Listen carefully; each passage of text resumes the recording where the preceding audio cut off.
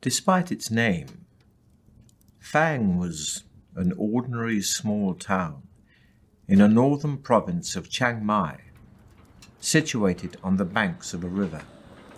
It made a convenient stopover for river traders and passengers throughout most of the year. A few barges, rafts, and sometimes even a large sailboat could usually be found moored at Fang. But all that was long ago, before the creation of the Trial of Champions. Now, once a year, the river is crammed with boats as people arrive from hundreds of miles around, hoping to witness the breaking of an ancient tradition and see a victor in the Trial of Champions.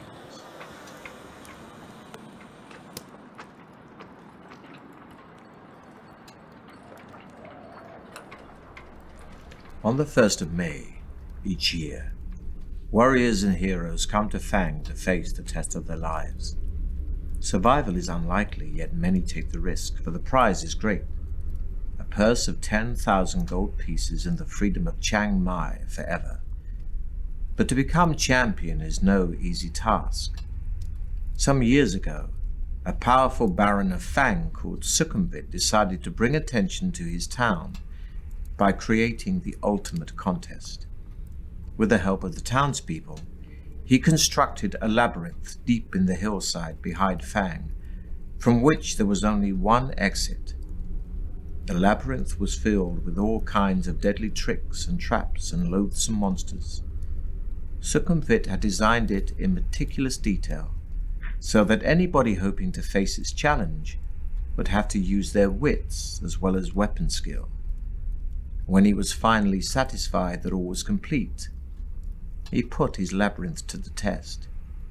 He picked 10 of his finest guards, and fully armed, they marched into the labyrinth. They were never seen again. The tale of the ill-fated guards soon spread throughout the land, and it was then that Sukhumvit announced the first Trial of Champions. Messengers and news sheets carried his challenge, 10,000 gold pieces and freedom of Chiang Mai forever to any person surviving the perils of the labyrinth of Fang. The first year, 17 brave warriors attempted the walk, as it later became known. Not one reappeared. As the years passed and the Trial of Champions continued, it attracted more and more challengers and spectators. Fang prospered and would prepare itself months in advance for the spectacle it hosted each May. The town would be decorated, tents erected, dining halls built, musicians, dancers, fire eaters, illusionists, and every sort of entertainer hired, and entries registered from hopeful individuals intent on making the walk. The last week of April found the people of Fang and its visitors in wild celebration. Everybody sang, danced, and laughed until the day broke on the 1st of May, when the town thronged to the gates of the labyrinth to watch the first challenger of the year step forward to face the Trial of Champions. Having seen one of Sukhumvit's challenges nailed to a tree, you decide that this year you will attempt the walk. For the last 5 years, you have been attracted to it not for the rewards, but for the simple fact that nobody has ever yet emerged victorious from the labyrinth. You intend to make this the year in which a champion is crowned. Gathering up a few belongings, you set off immediately. 2 days' walk takes you west to the coast, where you enter the cursed port Black Sand. Wasting no time in that city of thieves, you buy your passage on a small boat sailing north to where the river Coke meets the sea, and from there you raft upriver for 4 days, until finally you arrive in Fang. The trial begins in 3 days' time, and the town is in an almost hysterical mood of excitement. You register your entry with the officials and are given a violet scarf to tie around your arm, informing everyone of your status. For 3 days you enjoy Fang's greatest hospitality and are treated like a demigod. During the long merriment you almost forget your purpose in Fang, but the evening before the trial, the magnitude of the task ahead begins to dominate your thoughts. Later you are taken to a special guest house and are shown your room. There is a splendid 4-poster bed with satin sheets to help you rest, but there is little time left for sleep.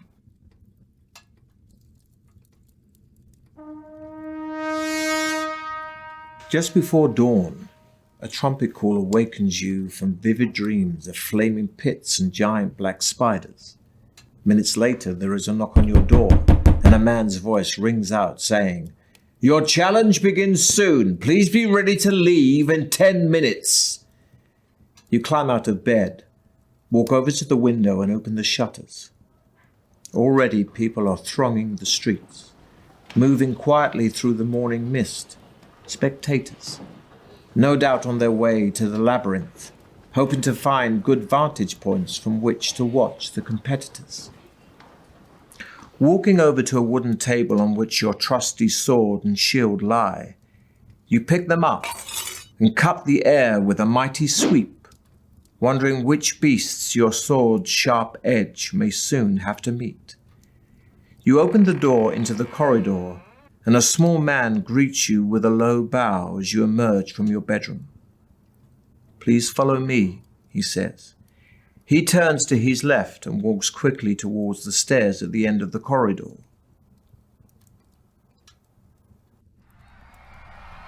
Walking through a parting in the crowds, you see Baron Succumbit himself, standing by the entrance waiting to greet the contender in the Trial of Champions.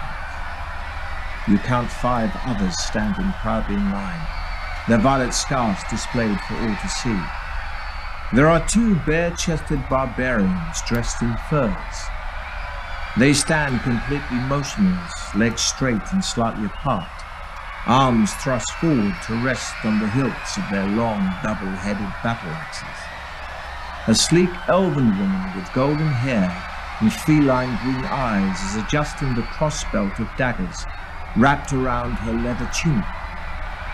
Of the 2 remaining men, one is covered from head to foot in iron plate armor, with a plumed helmet and a crested shield. The other is cloaked in black robes, only his dark eyes showing between the swarms of his black-faced scars. Long knives, a wire garrote, and other silent death weapons hang from his belt. The 5 contenders acknowledge your arrival with almost imperceptible nods of the head, and you turn to face the exultant crowd for the last time. Suddenly, a hush falls over the crowd as Baron Succumbit steps forward, holding 6 bamboo sticks. You draw one from his outstretched hand, and you read the word, 5th. Then the trial begins. The knight is first. He salutes the crowd before disappearing into the tunnel, and is followed half an hour later by the elf. Next goes a barbarian, and then the dark assassin. Next, it's your turn. But before embarking on your adventure, we must first determine your own strengths and weaknesses. You have in your possession a sword, a shield, and a backpack for carrying provisions for the trip. You have been preparing for your quest by training yourself in swordplay and exercising vigorously. To see how effective your preparations have been, dice will be rolled to determine your skill, stamina, and luck scores. Or, if you wish to begin your adventure immediately, you can choose between 3 ready-made adventurers.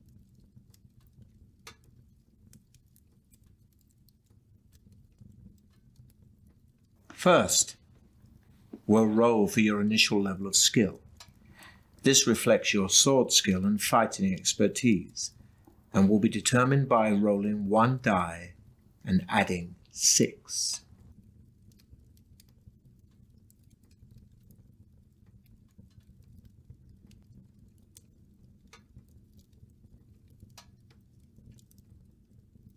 Next, we'll roll for your initial stamina, which represents your strength. So the higher your stamina score, the longer you will survive.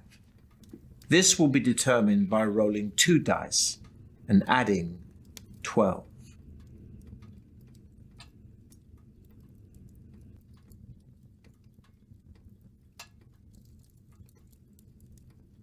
Next, we'll roll for your initial luck, which represents how lucky an adventurer you are. Luck and magic are facts of life in the fantasy world you're about to explore. This is determined by rolling 1 die and adding 6.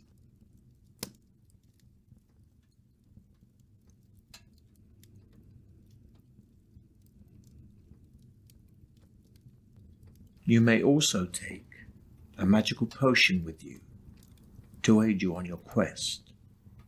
Each bottle of potion contains 2 measures, so can be used twice during an adventure.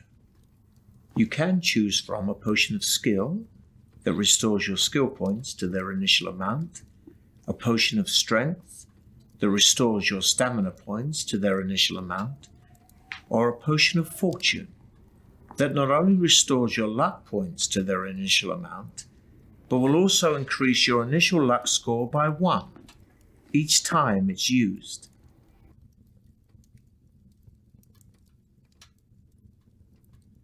Lastly, before you begin your quest, you are given enough provisions for 10 meals. When you eat a meal, your stamina score will increase by 4 points. But don't forget, your stamina can never exceed the initial amounts you've just set. You have a long way to go, so use your provisions wisely. During your adventure, you'll enter into combat a number of times, and the further you go, the tougher your opponents will be. Combat takes place over several rounds, and your attack strength is based on yours and your enemy's skill scores. For each round of battle, we'll roll 2 dice for you and 2 for your opponent, adding the results to your skill scores. These are your respective attack strengths. Whoever's attack strength is the highest wins that round of combat. If you both had the same attack strength in a round, then it will be a tie. In some battles, you can take an opportunity to escape. But beware. If you do run away, your opponent will automatically score 1 hit on you as you flee, costing you 2 stamina points. So be sure you have enough. Such is the price of cowardice. You are playing using the new battle system, where the battle takes place over 3 rounds. Your sheer battle-hardened nature will mean you'll always win the battle after the 3 rounds, but every round you lose will cost you 2 stamina points. So be careful. Losing all your stamina will still be fatal. At the start of each round, you'll have a short time to decide to fight or to build up your stamina by eating your provisions or taking a potion, if you have one.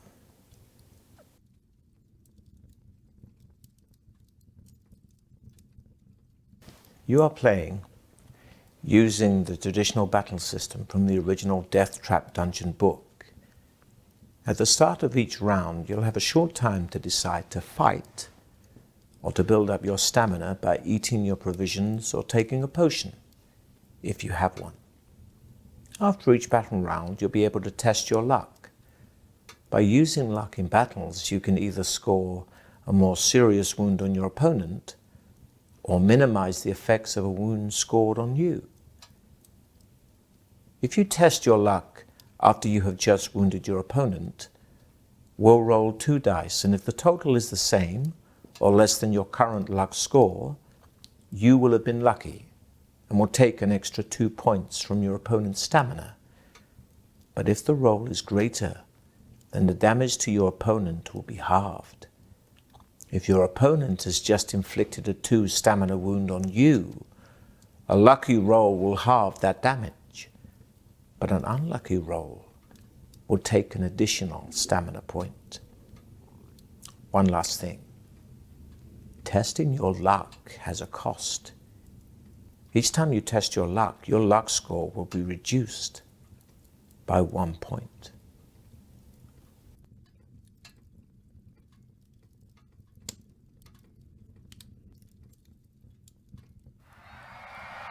Now it is your turn to salute the crowd.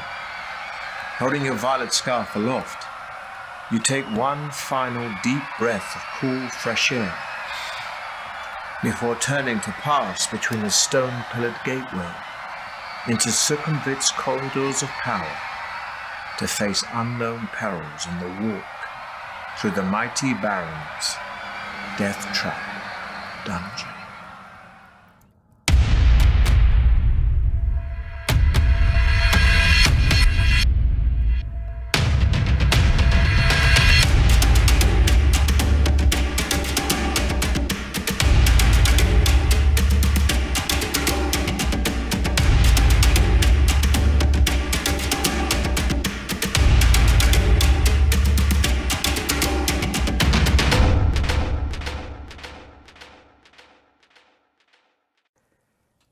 The clamour of the excited spectators gradually fades behind you as you venture deep into the gloom of the cavern. Large crystals hang from the tunnel roof at 20-metre intervals, radiating just enough soft light for you to see your way. As your eyes gradually become accustomed to the near darkness, you begin to see movement all around. Spiders and beetles crawling up and down the chiseled walls disappear quickly into cracks and crevices as they sense your approach. Rats and mice scurry along the floor ahead of you. Droplets of water drip into small pools with an eerie plopping sound which echoes down the tunnel. The air is cold, moist, and dank. After walking slowly along the tunnel for about 5 minutes, you arrive at a stone table standing against the wall to your left. On it, there are 6 boxes, one of which has your name painted on its lid.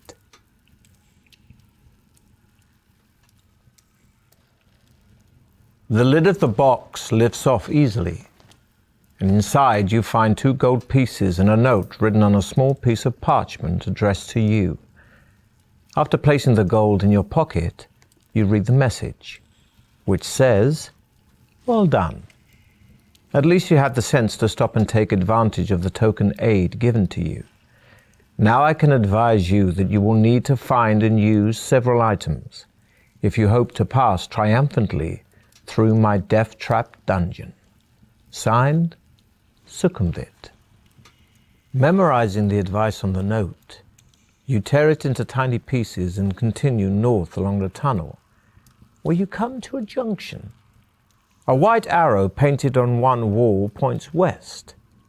On the floor, you can see wet footprints made by those who entered before you. It's hard to be sure, but it looks as though 3 of them followed the direction of the arrow, while one decided to go east.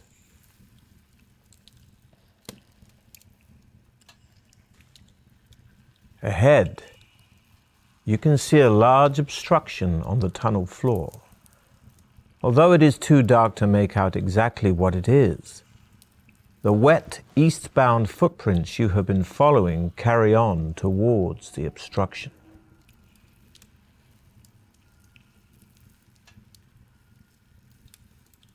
You see that the obstruction is a large brown boulder-like object. You touch it with your hand and are surprised to find that it is soft and spongy.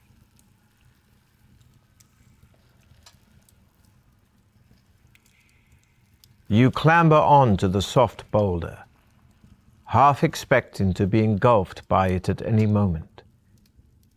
Getting over it is difficult, as your limbs sink into its soft casing, but eventually you manage to struggle over it, relieved to be back on firm ground. You press on east, where the tunnel makes a turn to the left and heads north for as far as you can see. The footprints you are following start to peter out as the tunnel becomes gradually drier. Soon, you are beyond the dripping roof and the pools on the floor. You notice the air becoming hotter, and you find yourself panting even though you are walking quite slowly. In a small recess on the left-hand wall, you see a section of bamboo standing on its end. Lifting it down, you see it is filled with a clear liquid. Your throat is painfully dry, and you feel a little dizzy from the heat in the tunnel.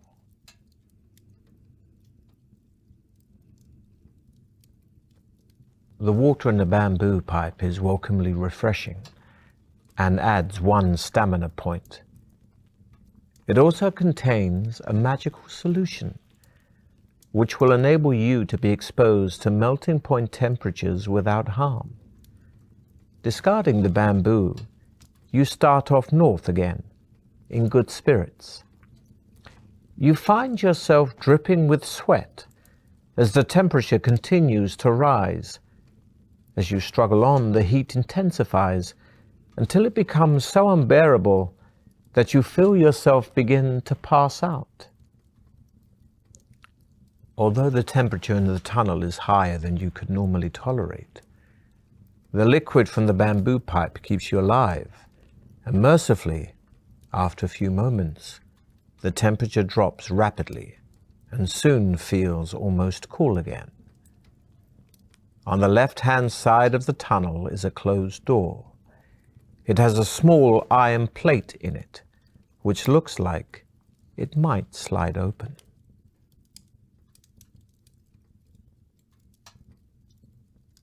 The small plate slides open easily, and you find yourself peering into a room with a deep pit in the floor behind the door. On the opposite wall, there is a coil of rope hanging on one of 2 iron hooks.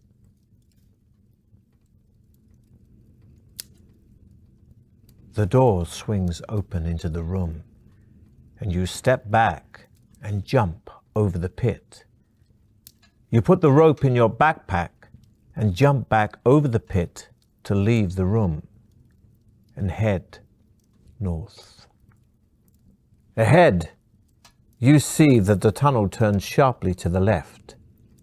You turn a corner and almost bump straight into 2 fierce-looking orcs, armed with morning stars and wearing leather armor. You are totally unprepared for them and struggle to ready your weapons. The orcs roar, and as you draw your sword, one of them swings its morning star at you, which thuds into your arm, knocking your sword to the floor. You must fight them barehanded, reducing your skill by 4 for the duration of the combat. Fortunately, the tunnel is too narrow for both orcs to attack you at once, so you fight them, one at a time.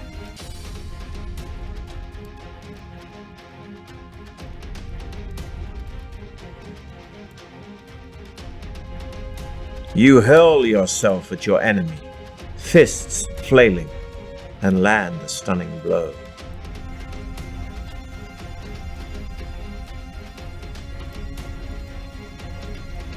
You try your luck, but no good this time.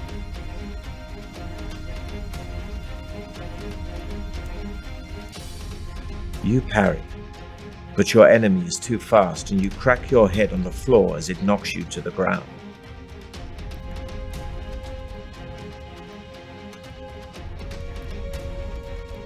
The Orc's Morning Star is a formidable weapon, and you can't stop it smashing into your ankles knocking you off balance.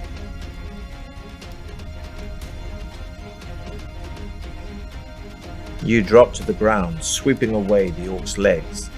Its head hits the ground hard with a sickening crunch.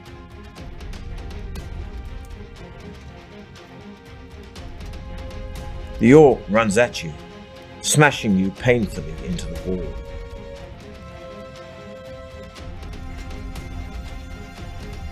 You duck under the orc's morning star, grab it, and ram its head hard into the wall.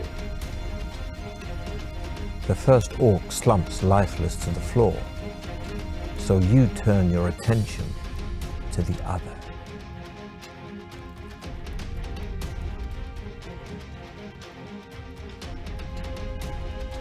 You parry, but your enemy is too fast and you crack your head on the floor as it knocks you to the ground.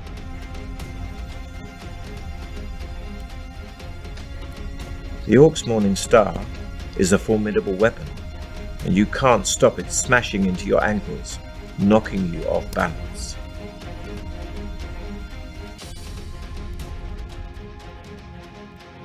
The orc runs at you, smashing you painfully into the wall.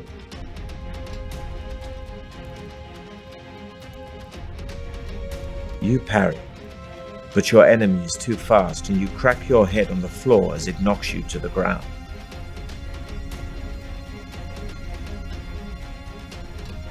The orc's morning star is a formidable weapon, and you can't stop it smashing into your ankles, knocking you off balance. You quickly eat some provisions, increasing your stamina by 4 points.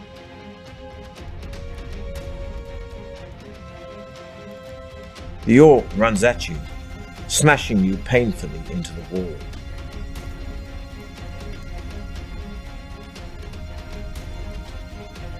You hurl yourself at your enemy, fists flailing, and land a stunning blow.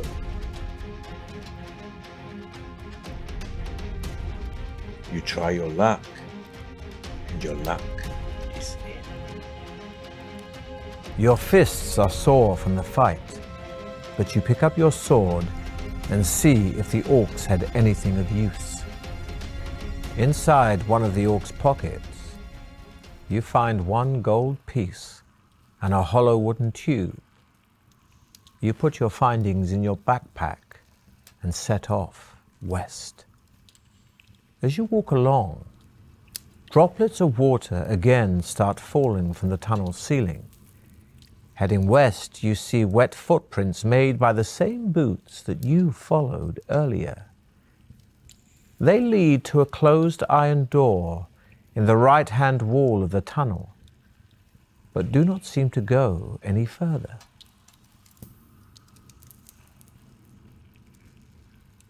The door opens into a large chamber, where you are shocked to see one of your rivals who has obviously met a sudden gory death. It is one of the barbarians, and he is impaled on several long iron spikes that are fixed to a frame which has sprung out of the floor. A lot of debris litters the floor, concealing a hidden tripwire which he must have stepped on, releasing the spiked frame. In the far wall is an alcove, in which you can see a silver goblet standing on a small wooden table.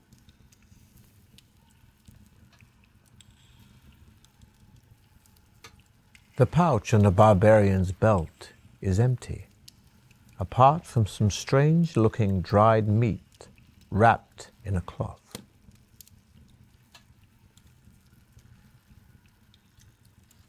The meat contains herbs which increase your strength, adding 3 to your stamina score.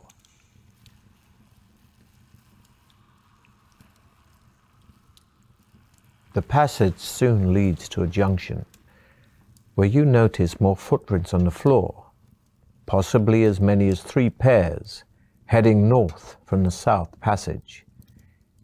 You decide to follow them to where the passage opens out into a wide cavern, which is darker but much drier.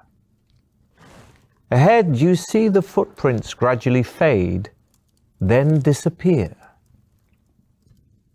There is a large idol in the center of the cavern that must be 6 meters high. In its head are jeweled eyes, each as big as your fist. On either side of the idol stand 2 giant stuffed, bird-like creatures. The idol is very smooth and will be difficult to climb, but the rope you found earlier will help here, and you make it into a lasso.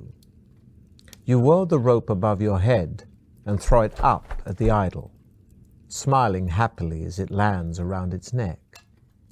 You then tighten the noose and start to climb, hauling yourself up the rope.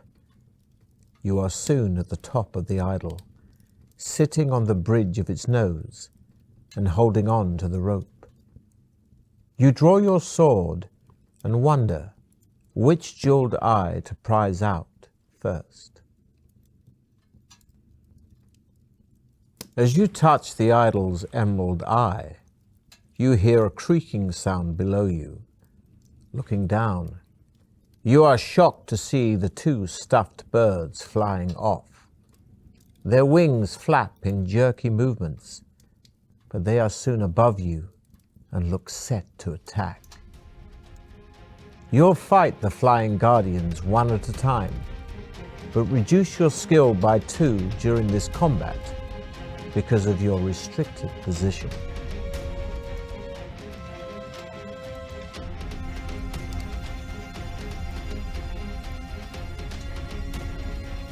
Clawing at your leg with its talons, the guardian rips away a chunk of your stamina.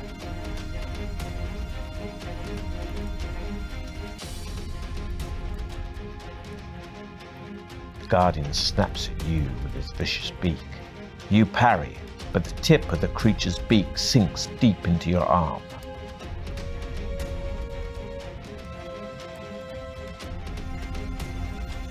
The beating wing of the guardian smashes into the side of your head, leaving you seeing stars and sapping your stamina.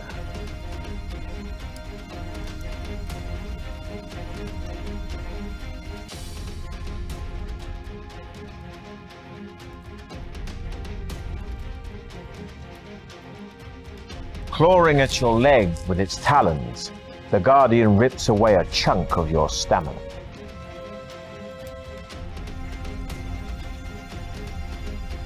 The guardian snaps at you with its vicious beak.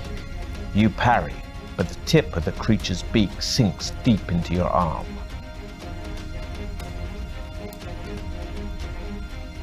You lunge for the creature as it flies above you, but your sword clangs into the statue. Neither of you are harmed.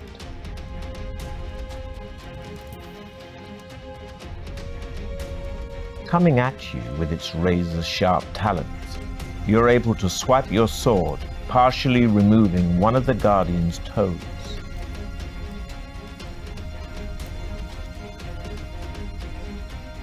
You try your luck, and your luck is in.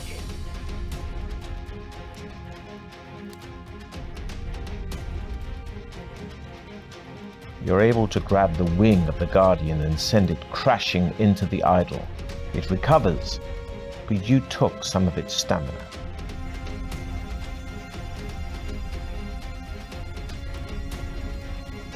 The beating wing of the guardian smashes into the side of your head, leaving you seeing stars and sapping your stamina.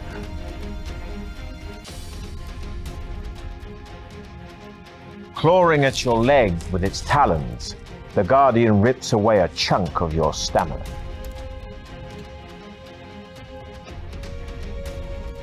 The guardian snaps at you with its vicious beak. You parry, but the tip of the creature's beak sinks deep into your arm. You quickly eat some provisions, increasing your stamina by 4 points.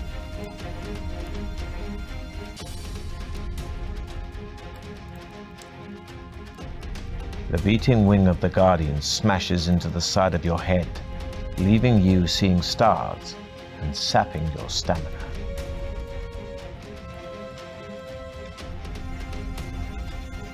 You manage to grab one of its legs, flipping it over, making it fall fast, but it recovers just before hitting the ground. Neither of you are harmed.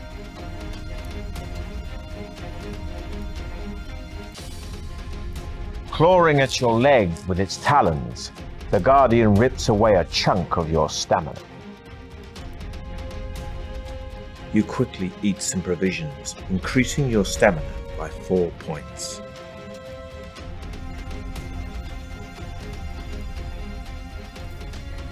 The Guardian snaps at you with its vicious beak. You parry, but the tip of the creature's beak sinks deep into your arm. The Guardian snaps at you with its vicious beak, but you're able to smash the hilt of your sword into its outstretched neck. The crumpled form of the first flying guardian falls crashing to the floor. So you ready yourself to take on the second.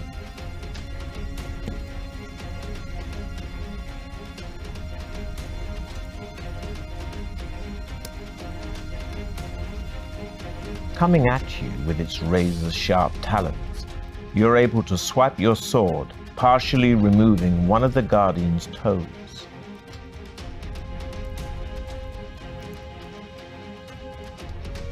You try your luck, and your luck is in.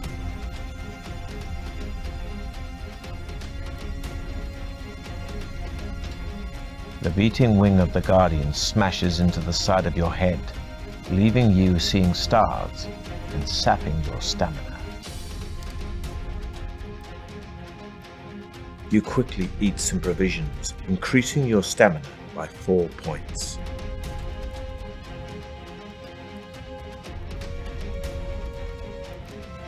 Clawing at your leg with its talons, the Guardian rips away a chunk of your stamina.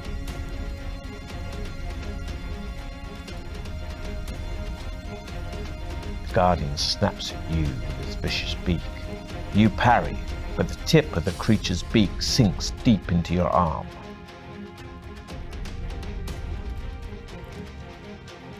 You quickly eat some provisions, increasing your stamina by 4 points.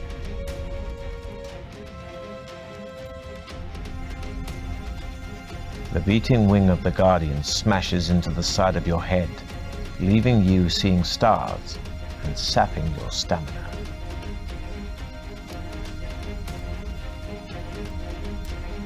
You're able to grab the wing of the Guardian and send it crashing into the idol.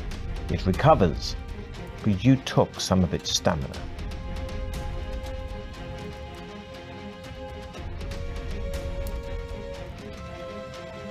You try your luck, and your luck is in. Your final swipe dispatches the second flying guardian.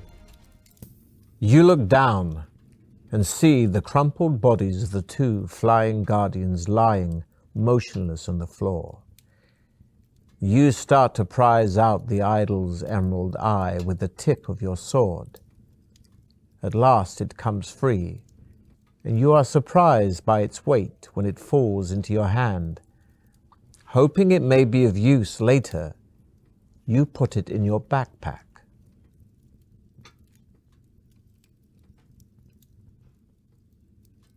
Back on solid ground once again on the cavern floor, you try to shake the rope off the idol's neck. This will be a test of your luck. Remember, 2 dice are rolled. Equal to or less than your current luck score, you'll have been lucky. Higher than your current luck score, you have been unlucky. Despite all your efforts, you cannot get the lasso off the idol's neck. Finally, you give up and abandon it to whoever may come after you. There is nothing else of interest in the cavern, so you walk over to the northern wall and enter the tunnel. Not much farther down the tunnel, you come to a closed door on your left. Putting your ear to the door, you listen intently but hear nothing. You enter a room which is small and completely empty. As soon as you are inside, the door slams shut behind you. Suddenly a voice booms out of nowhere, shouting, "Welcome to Deathtrap Dungeon, the ingenious killer labyrinth of my master. Adventurer, I trust you will pay your respects to my master by shouting out his name." You take a deep breath and shout, "Succumvit as a worm!" Once again, the mysterious voice calls out, only this time, to your great surprise, in a far less threatening tone. Good. My master likes those who show spirit. Take this gift to help you. It will grant you one wish, but one wish only. Farewell. A gold ring magically appears out of nowhere and lands at your feet with a gentle tinkle. You pick it up and put it on one of your fingers. The door opens and you step back into the tunnel to continue north. The tunnel twists and turns, but keeps steadily north. Ahead, you see a thin shaft of blue light streaming down from the ceiling to the floor. It sparkles and shimmers, and you can see images of laughing faces in the light.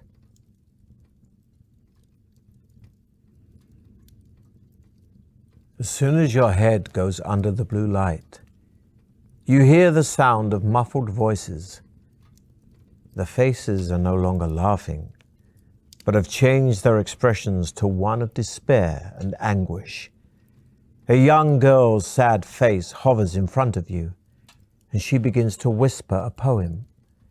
Transfixed, you listen intently, believing that she has a special message for you as she recites, "When corridor doth water meet, do not make a quick retreat. Take a breath and jump deep in, if your trial you hope to win." Memorizing the spirit girl's poem, you step through the shaft of light and quickly head on north. You come to an arched doorway set in the right-hand wall of the tunnel. The heavy stone door is closed, but there is an iron latch and a round handle. Lifting the latch and pushing the heavy stone door open, you find yourself in a large cabin. The light is dim and murky, but as your eyes begin to adjust, you see that the walls are covered in green algae and running with moisture. The floor is strewn with straw. The atmosphere is warm, damp, and fetid, and a soft humming sound fills the air. You step gingerly through the straw towards a corner of the cabin where there appears to be a shallow pit. Peering warily into the pit, you are disgusted to see a mass of pale, writhing worms, some as much as 1/2 meter long. Nauseated, you are about to turn away when you notice that their undulating bodies are swarming around a dagger. Its point held fast in a crack in the pit floor. The hilt is cased in black leather, studded with opals, and the blade is fashioned from a strange, reddish-black burnished metal you have never seen before. You long to touch the dagger, but this would mean plunging your hand in among the writhing worms.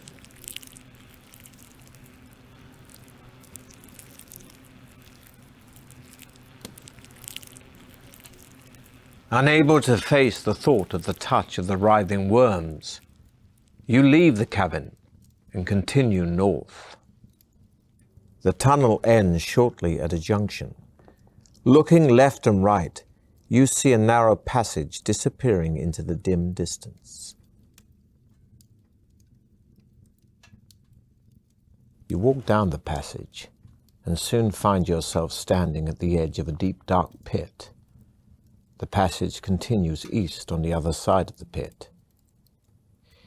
You think you could probably jump over the pit, but you're not sure. There is a rope hanging down from the ceiling over the center of the pit.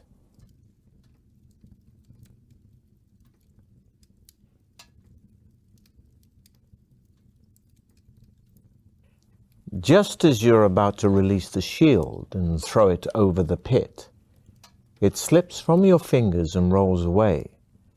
You are unable to catch it before it falls over the edge of the pit, clattering down its sides to the bottom.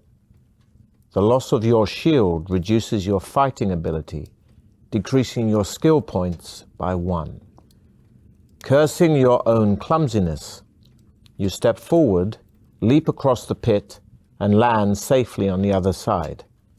You waste no time, but head off, east. The tunnel makes a sudden left turn and continues north, as far as you can see. You soon arrive at a closed wooden door in the left-hand wall.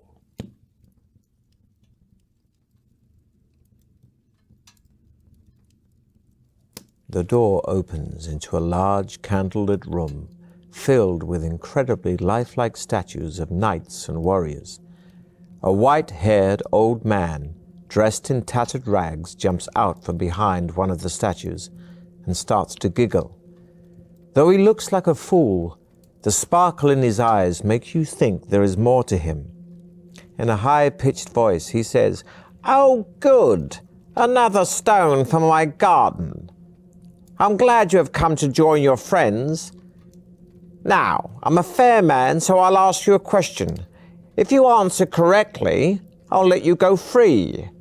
But if your answer is wrong, I'll turn you to stone." He starts to chuckle again, obviously pleased with your arrival.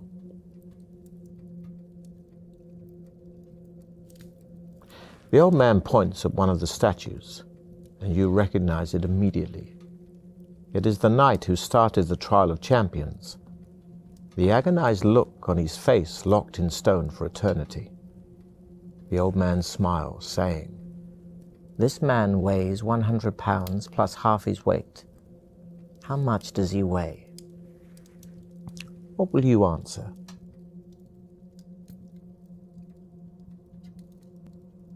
Still smiling, the old man looks at you and says, "Well done, stranger. You have answered correctly. I wish you good fortune during the rest of the trial of champions. And to this end, I shall increase your powers." He then mutters a few more unintelligible words, and you feel a powerful surge soar through your body, increasing your skill, stamina, and luck by 1. You bid the old man farewell and leave his room to continue north along the passage. Only a few meters further down the passage, you see another closed door in the left-hand wall. The letter X is scratched into its center panel. Putting your ear to the door, you listen intently, but can hear nothing.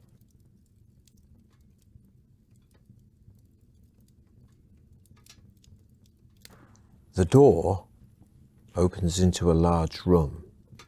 Looking around, you see an alcove in the west wall.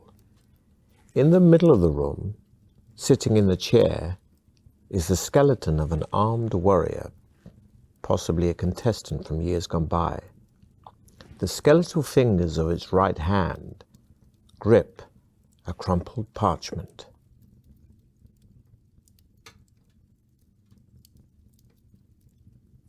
Touching the parchment has precisely the effect you had feared. The skeleton lurches forward, and rising from its chair in a series of jerky movements, raises its sword to strike you.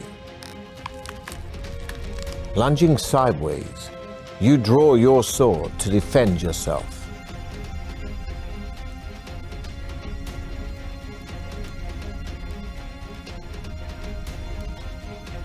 skeleton is strong, but slow. You swing your sword, which smashes into its leg.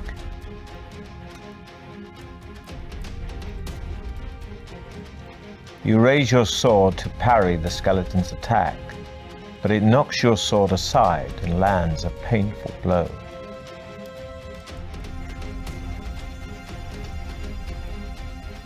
You dodge to the side as the warrior swings its sword. You kick out, knocking its legs out from under it.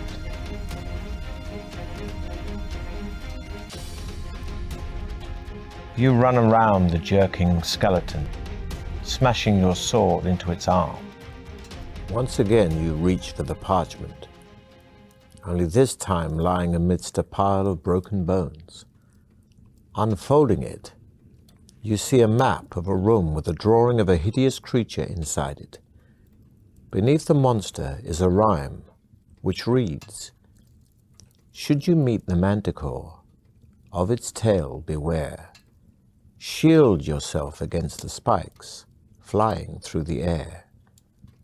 You fold up the piece of parchment and put it in your backpack, repeating the rhyme over and over to yourself. You walk across to the alcove. At the back of the alcove are some steps leading down into a cellar.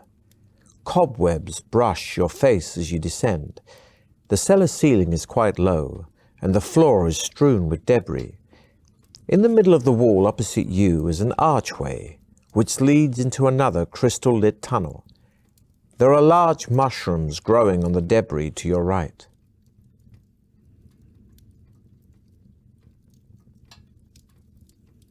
The tunnel continues west for several hundred meters, finally ending at some steps leading up to a closed trapdoor. You climb the steps slowly, hearing muffled voices above you. In the dim light, you can see that the trapdoor is not locked. You throw the trapdoor open and run up the steps into a bright, lantern-lit room. Two goblins are sharpening their short swords on a stone set in the middle of the floor. You catch them momentarily off guard, but they quickly recover and both rush forward to attack you. A point of note here, adventurer. Because of the shape of the room, both goblins will have a separate attack on you each attack round. However, here your attack will only be effective on one of the goblins. Against the other, you must still use your attack strength in a normal way. But even if your attack would have been effective, you will not wound it. It will just count this as though you have defended yourself. However, if its attack strength is greater, it will have wounded you in the normal way.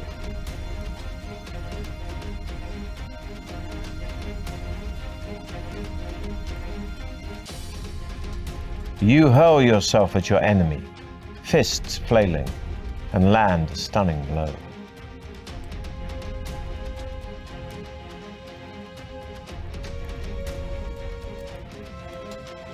You both swing for each other, and in the confusion, both miss.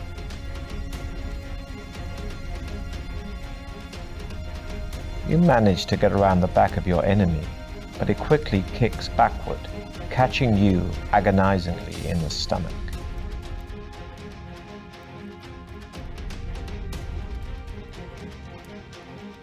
Readying yourself for another attack, you fail to see the rock flying towards you.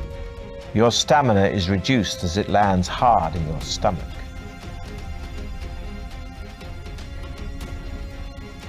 You thrust your sword, and you clearly damage the creature.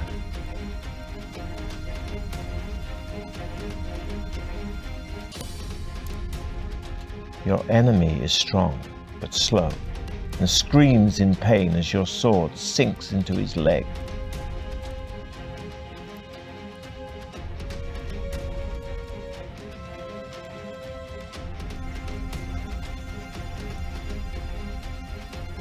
You hurl yourself at your enemy, fists flailing, and land a stunning blow.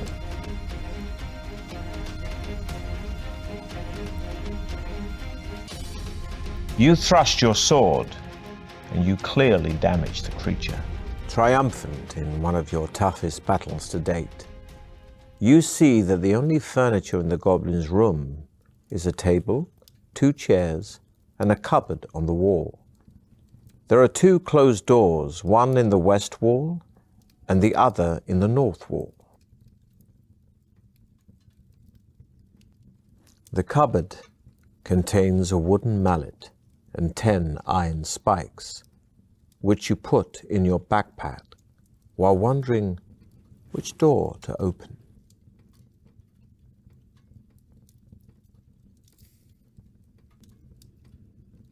The door opens into another tunnel, which rises gently into the distance. After walking uphill for a while, the tunnel levels out, and you soon arrive at a door in the right-hand wall, to which a withered hand is nailed.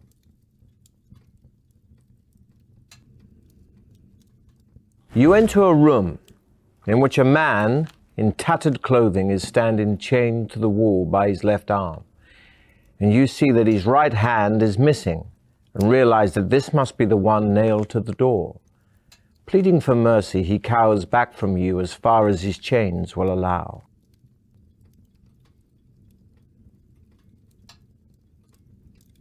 You step up to the frightened man and cleave the chain with your sword. He drops to his knees and bows, thanking you over and over again. He tells you that 4 years ago, he entered the Trial of Champions but failed. He fell down a pit and had to be rescued by a trial master, one of Baron Sukhumvit's dungeon administrators. He was offered a choice between death or servitude in Deathtrap Dungeon as the trial master's minion. Choosing the latter, he worked like a slave until he could stand it no longer and tried to escape. Alas, he was unsuccessful and was captured by the trial master's wandering orc guards. To teach him a lesson, they cut off his hand and condemned him to a year's imprisonment in this cell. You ask him whether he has any information that might be of use to you. He scratches his head. Well, I haven't exactly done very well in here myself, but I do know that you need to collect gems and precious stones if you hope to get out. I don't know why, but there it is. Without another word, the ragged prisoner dashes out of the room, turning left into the tunnel. You decide to keep heading north and turn right. There is an open pipe in the right-hand wall, about 1 meter in diameter. It is too dark to see far down it. You shout into it and hear your voice echoing down the iron pipe until eventually the sound fades away. The pipe is wet and slimy, but you crawl on into the dank darkness, slithering and sliding as you go. Suddenly your hand touches something hard and square, which feels as if it is made of wood. It rattles as you shake it, and you decide you must be holding a box.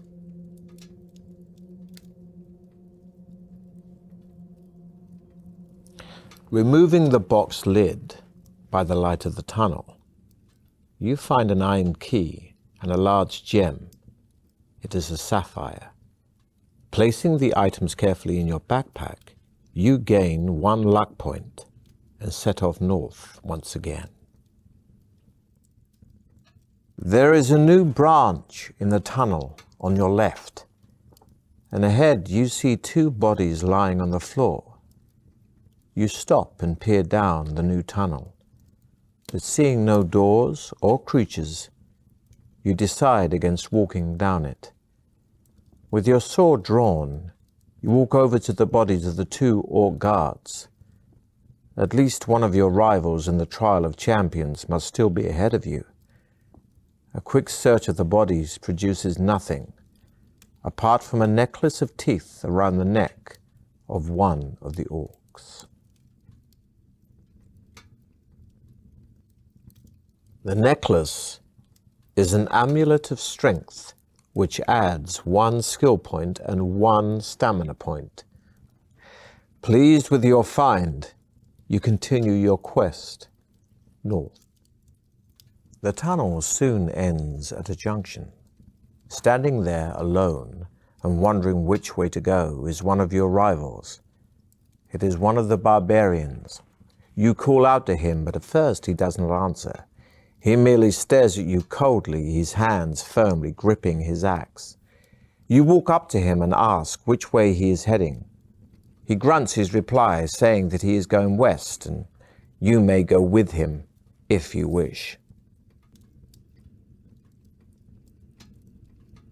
Although you are slightly uneasy in each other's company, knowing that there can only be one winner in the Trial of Champions, you are both content to share in the benefits of a temporary alliance.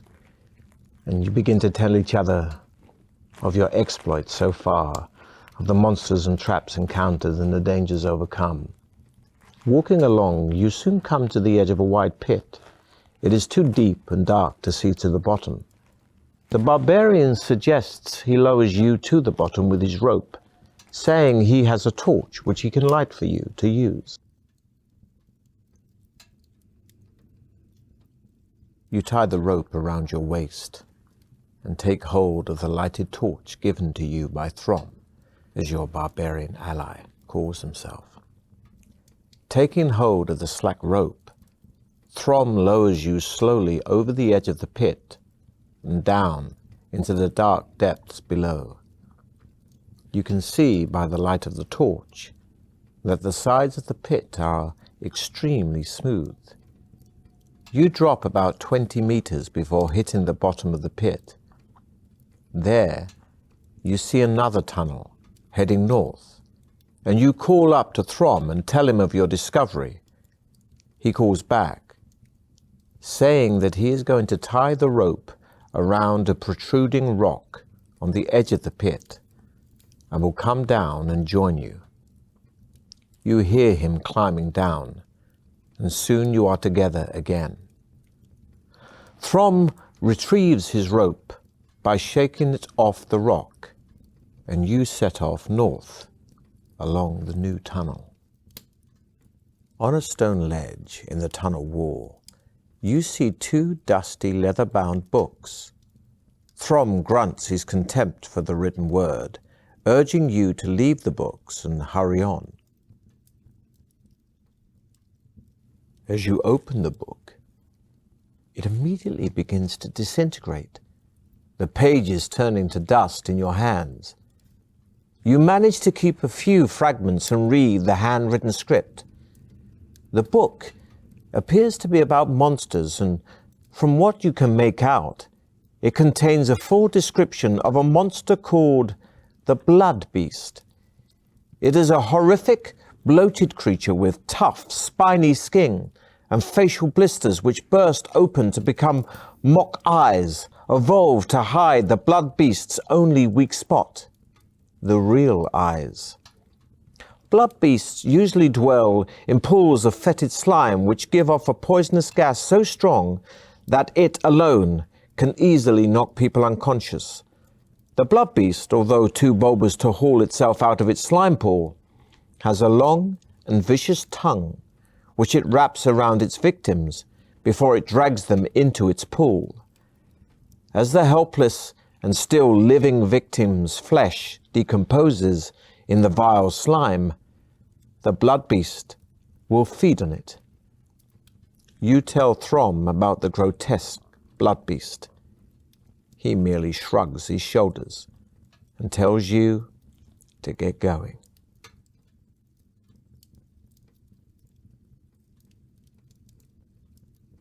The book pages are sealed together, but a small hole has been cut out in the middle of them, just large enough to hold a small corked bottle containing a clear liquid. You show it to Throm, who holds up his hand, indicating that he does not want you to come anywhere near him with it. His distrust of things unknown is strongly evident.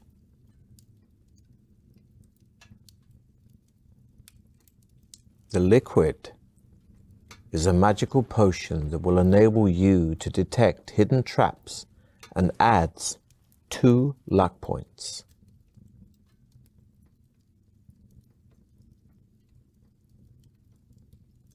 Setting off, you continue your journey north with Throm. The tunnel turns sharply to the right, continuing east for as far as you can see. Throm stops and tells you to halt as well.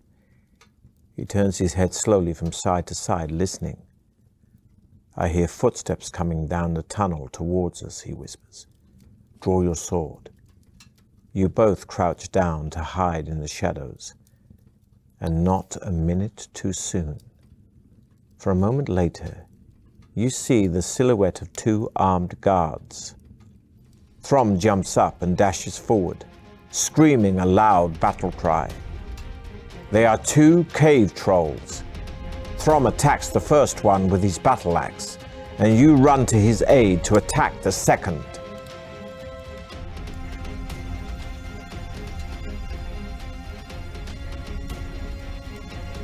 You drop to the ground, grab the creature, and ram its head hard into the wall.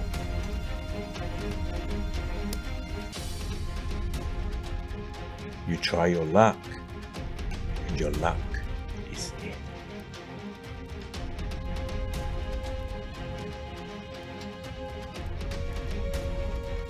You hurl yourself at your enemy, fists flailing, and land a stunning blow.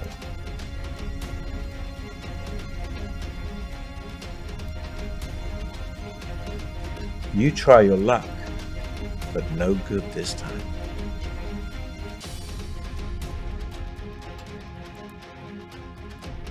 You parry the attack, but your enemy is too strong, and you crack your head on the floor as you hit the ground.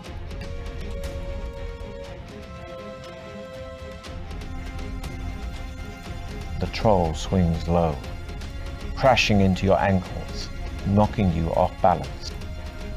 You fought to the best of your skill and stamina, but neither was enough. The cave troll's final blow takes the last of your strength, ending your quest here.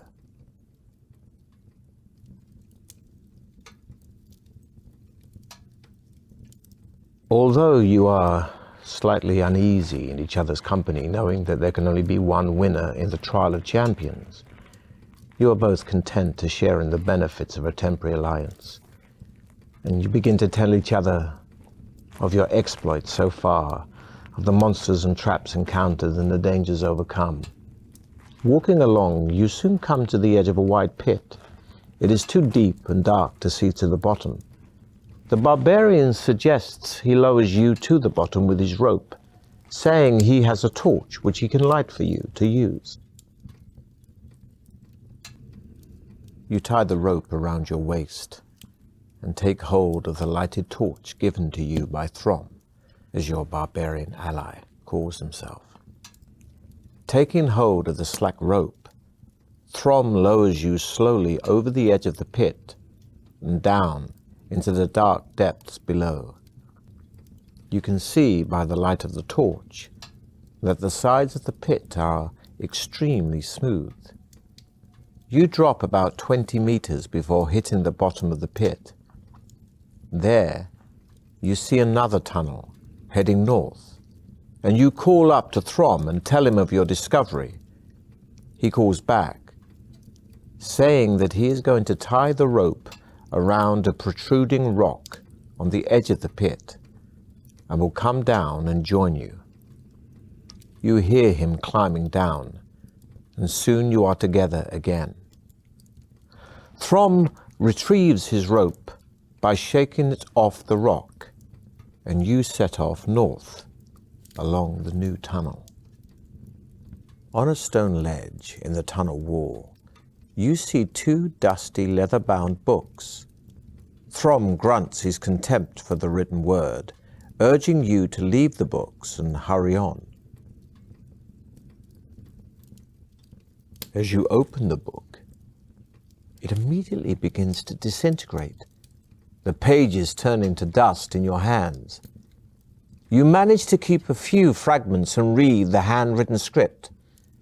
The book appears to be about monsters, and from what you can make out, it contains a full description of a monster called the Blood Beast. It is a horrific, bloated creature with tough, spiny skin and facial blisters which burst open to become mock eyes, evolved to hide the Blood Beast's only weak spot, the real eyes. Blood beasts usually dwell in pools of fetid slime which give off a poisonous gas so strong that it alone can easily knock people unconscious. The blood beast, although too bulbous to haul itself out of its slime pool, has a long and vicious tongue which it wraps around its victims before it drags them into its pool.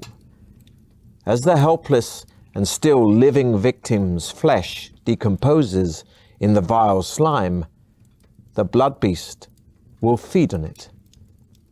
You tell Throm about the grotesque blood beast. He merely shrugs his shoulders and tells you to get going.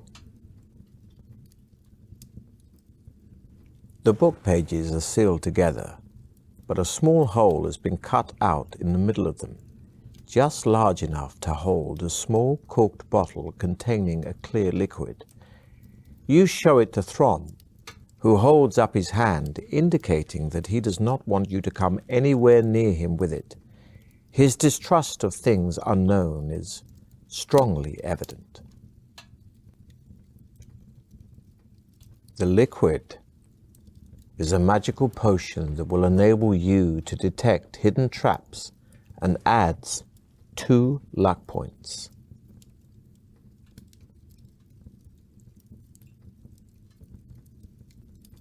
Setting off, you continue your journey north with Throm. The tunnel turns sharply to the right, continuing east for as far as you can see. Throm stops and tells you to halt as well. He turns his head slowly from side to side, listening. I hear footsteps coming down the tunnel towards us, he whispers. Draw your sword. You both crouch down to hide in the shadows, and not a minute too soon. For a moment later, you see the silhouette of 2 armed guards. Throm jumps up and dashes forward, screaming a loud battle cry. They are 2 cave trolls. Throm attacks the first one with his battle axe, and you run to his aid to attack the second.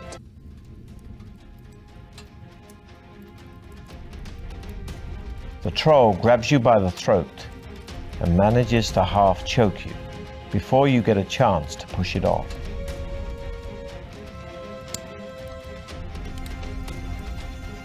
You hurl yourself at your enemy, fists flailing, and land a stunning blow.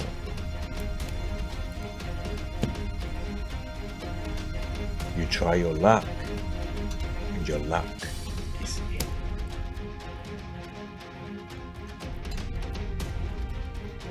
You drop to the ground, sweeping away the troll's legs.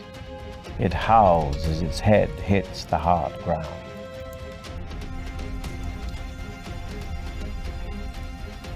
You try your luck, and your luck is in.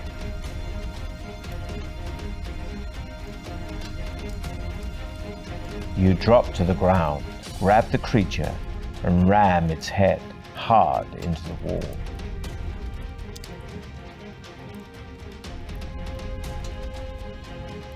You try your luck, and your luck is in. You look to the left and see Throm standing over the cave troll he has slain.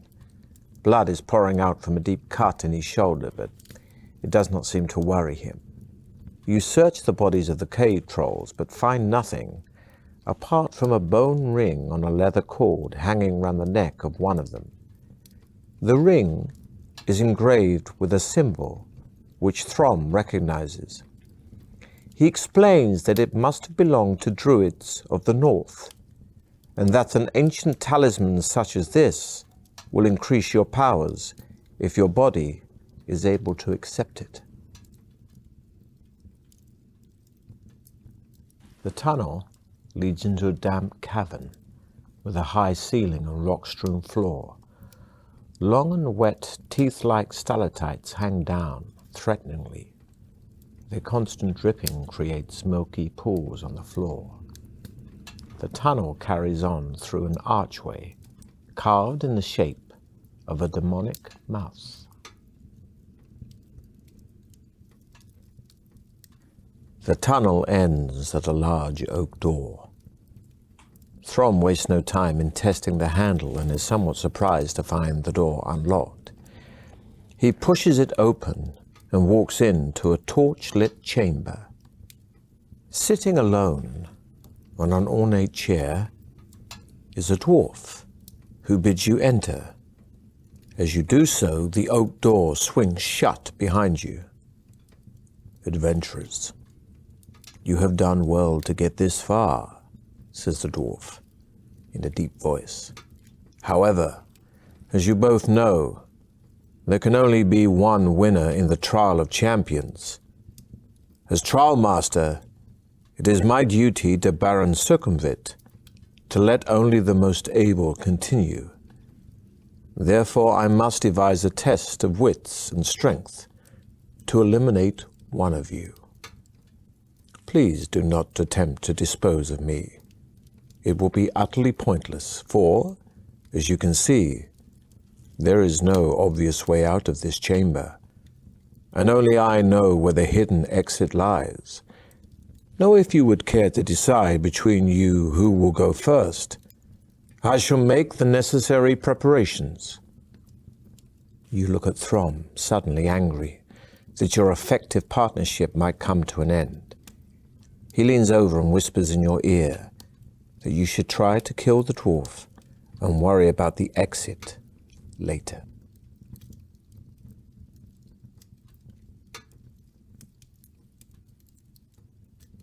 You tell Throm that there is no point in killing the dwarf, as you will never find your way out of the chamber alone.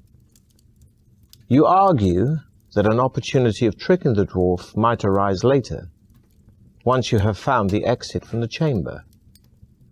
So you intend to go through with the dwarf's test. You tell the dwarf that you are ready, and he beckons you to follow him, telling Throm to wait for his return. A secret door opens in the chamber wall, and you follow the dwarf into a small circular room. He closes the door behind you and hands you 2 bone dice, telling you to throw them onto the floor. You roll a 6 and a 2, a total of 8. The dwarf asks you to roll them again, but this time you must predict whether the total will be the same, less, or more than the 8.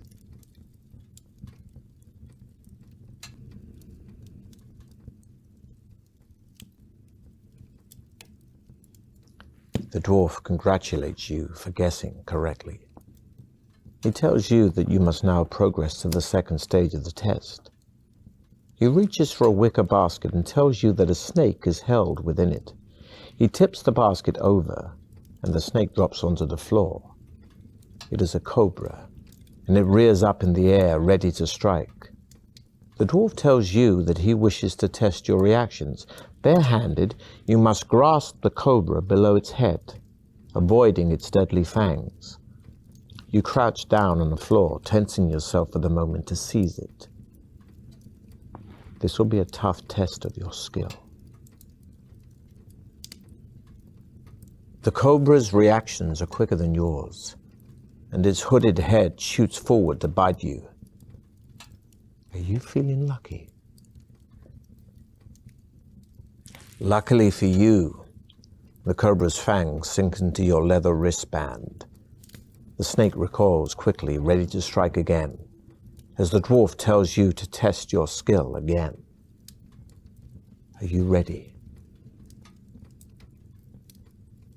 With lightning speed, you thrust your hand out and grip the cobra just below its open mouth. You lift it up, and with your arm outstretched, you dangle it in front of the dwarf. He doesn't flinch, but says in his calm, expressionless way, Please put the cobra back in the basket and prepare for the final part of the test. Follow me. You do what he says and follow him back into the chamber, where Throm is pacing up and down, obviously ill at ease. You wave to him while the dwarf opens a second secret door and tells you to walk on through and wait for him. Again you comply, and you find yourself in another circular room, although this one resembles a small arena. The floor is covered with sand, and a small balcony runs around the arena wall. Opposite the secret entrance you came in through is an ominous-looking wooden door. Suddenly you hear a shout, and you look up to see the smiling dwarf standing on the balcony. He throws 2 pieces of paper down to you. On one of them, the words, "No crop is," are written. On the other, "Ruin Moat." In his ever-calm voice, he says, If you rearrange the letters of the words, you will find the names of 2 creatures. You may choose which one to fight in my arena of death. Can you identify the creature by rearranging the letters? You call out to the dwarf that you are ready to fight the Minotaur. The wooden door rises slowly, and you see the fearsome beast, half man, half bull, step into the arena. Steam blows from its nostrils as it works itself up into a rage, ready to attack. Suddenly it rushes forward, swinging its double-headed axe.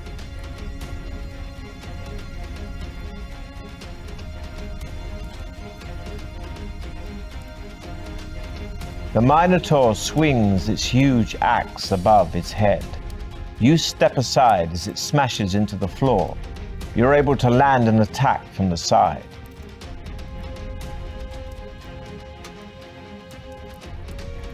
You try your luck, and your luck is in.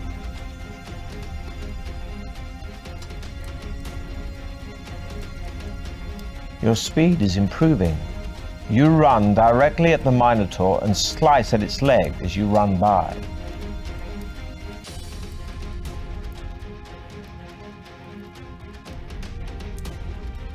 You try your luck, and your luck is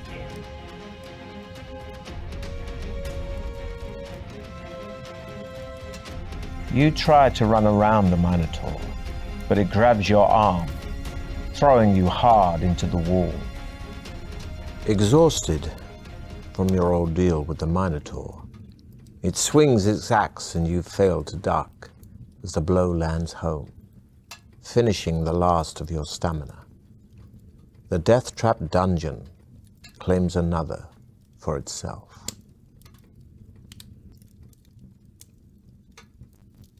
With lightning speed, you thrust your hand out and grip the cobra just below its open mouth. You lift it up, and with your arm outstretched, you dangle it in front of the dwarf. He doesn't flinch.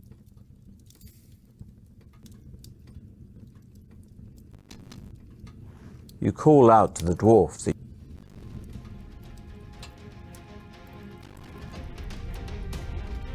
Your speed is improving. You run directly at the Minotaur and slice at its leg as you run by.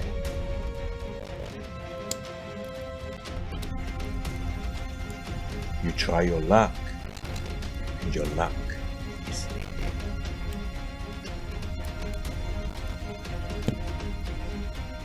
The Minotaur leans forward and takes a run at you. Speed is impressive, but you duck and roll aside, landing a heavy blow on its shin. You try your luck, and your luck is in.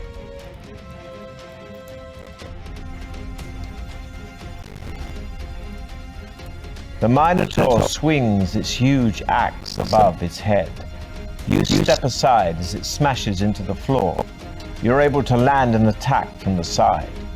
The dwarf calls down from the balcony, congratulating you on your victory.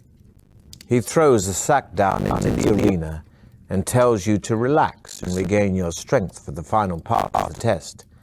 Then he walks off, saying he will return in about 10 minutes. You open the sack and find a jug of wine and a cooked chicken. The food and drink are excellent and you feel much better, gaining 2 more stamina points. Fully satisfied, you sit down and await the dwarf's return. After about 20 minutes, the dwarf reappears on the balcony. He calls down to you, saying, Well, I do have an interesting problem on my hands. Prepare to fight your next opponent. The wooden door rises once again, and you are surprised to see a familiar face. It is Throm. He is cut and badly bruised and doesn't seem to recognize you. He is clearly delirious as he staggers forward with his axe, raised to attack you. The dwarf laughs and says, The cobra bit him, but he has the strength of an ox and managed to carry on, even though most men would have died. Now you must fight him to decide finally which of you will continue the trial of champions.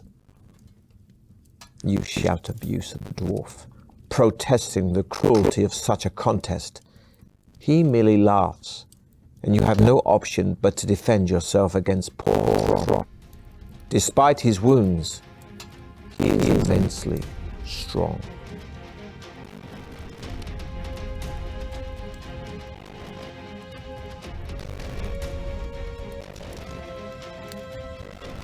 Throm grabs you by the throat and manages to half choke you before you get a chance to push him off.